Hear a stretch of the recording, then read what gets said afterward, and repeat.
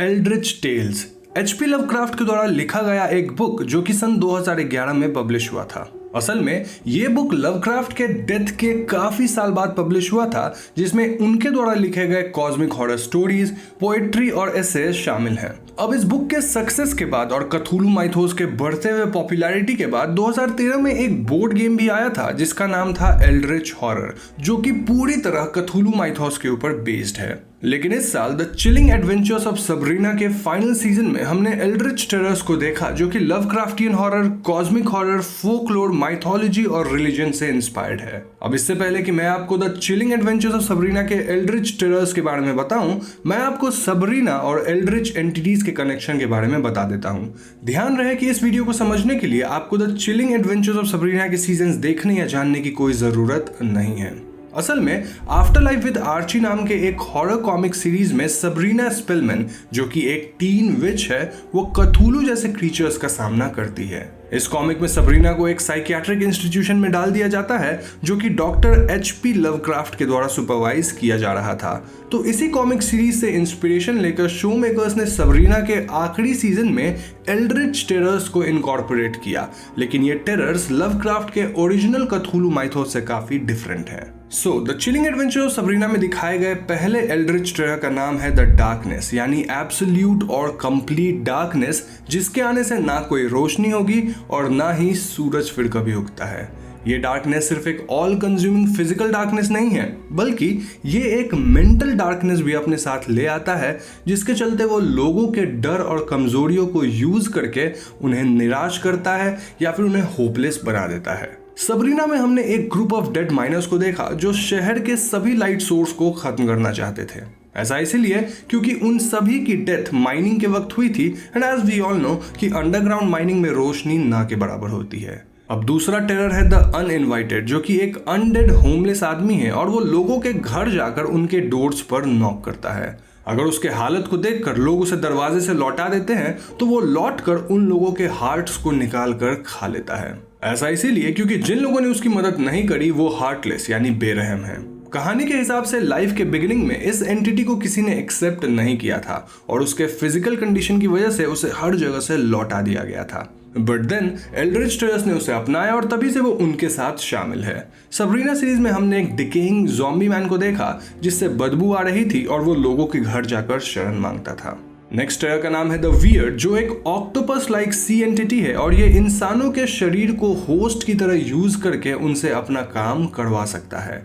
अब ये एंटिटी कथुलू जैसा एक कॉस्मिक एंटिटी है और जब ये इंसान को पजेस कर लेते हैं तो वो अपने विक्टिम्स के कॉन्शियसनेस को पूरी तरह से ओवरटेक कर लेते हैं, यानी कि इस एंटिटी के पास माइंड को कंट्रोल करने की क्षमता है। सबरीना सीरीज में हमने इस एंटिटी को एक डूबते हुए विक्टिम की बॉडी को पजेस करते देखा। फोर्थ टेरर है द परवर्स, जो कि एक इम्प के स्टैचू के फॉर्म में आता है, यानी कि इस एंटिटी के पावर्स एक इम्प के स्टैचू में है।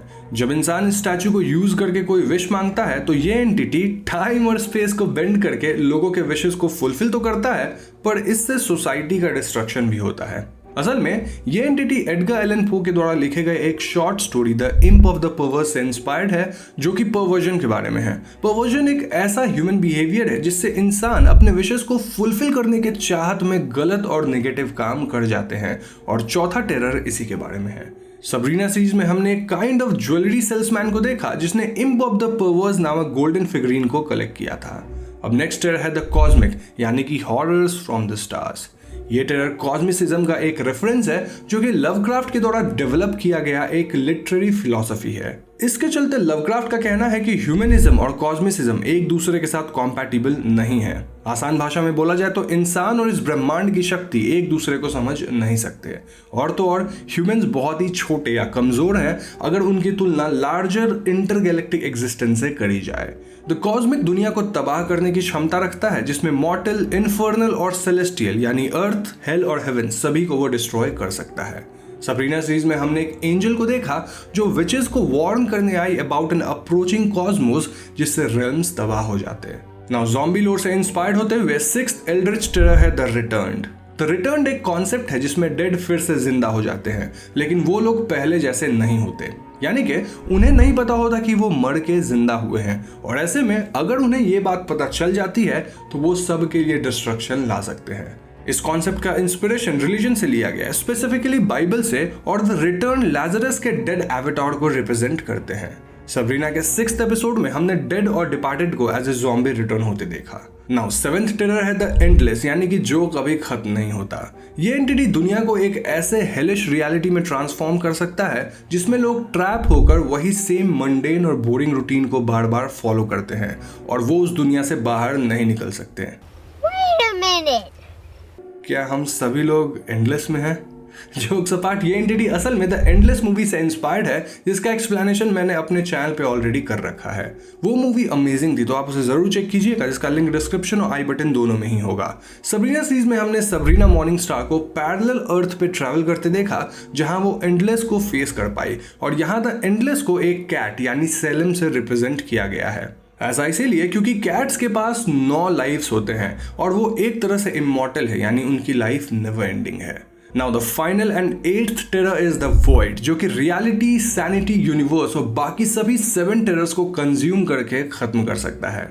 एसेंशियली द वॉइड के आने से पूरी दुनिया तबाह हो जाएगी, इंक्लूडिंग द कॉस्मोस। ये एंटिटी लवक्राफ्ट के novella the dream quest of unknown cadet के लास्ट वॉइड से इंस्पायर्ड है, और इस वॉइड में द आउटर गॉड्स रहते हैं जो कि अर्थ, सोलर सिस्टम सबके परे हैं और वो पूरे डीप स्पेस को इन्फ्लुएंस कर सकते हैं। फाइनल एपिसोड में सबरीना स्पेलमैन को फाइनल एल्डरिश टेरर का सामना करना पड़ा ताकि पूरी दुनिया तबाह न हो जाए। तो दोस्तों, ये थे वो 8 एल्डरिश टेरर्स जिन्हें हमने the chilling adventures of Sabrina में देखा, और मुझे पूरी उम्मीद है कि आपको ये वीडियो पसंद आई होगी। जैसा मैंने पहले कहा था कि इनको समझने के लिए आपको the chilling adventures of Sabrina देखने की कोई ज़रूरत नहीं है, बट देन अगर आप सभी उस सीरीज में इंटरेस्टेड हैं तो मुझे कमेंट्स में ज़रूर बता दीजिएगा। इफ़ काफ़ी लोग कमेंट करते हैं तो मैं इस सीरीज़ की शॉर्ट एक्सप्लेनेशन लाने की कोशिश करूंगा, क्योंकि इतनी बड़ी सीरीज़ को छोटे में समराइज करना थोड़ा मुश्किल होता है। So I need some motivation. Now अगर ये वीडियो पसंद आई हो तो इसे लाइक और शेयर ज़रूर करें, और जाने से पहले हमारे चैनल हॉन्टिंग ट्यूब को सब्सक्राइब करके बेल आइकॉन को ज़रूर दबा दीजिएगा, क्योंकि हम अपने चैनल पर ऐसी वीडियोज़ लाते रहते हैं। पीस।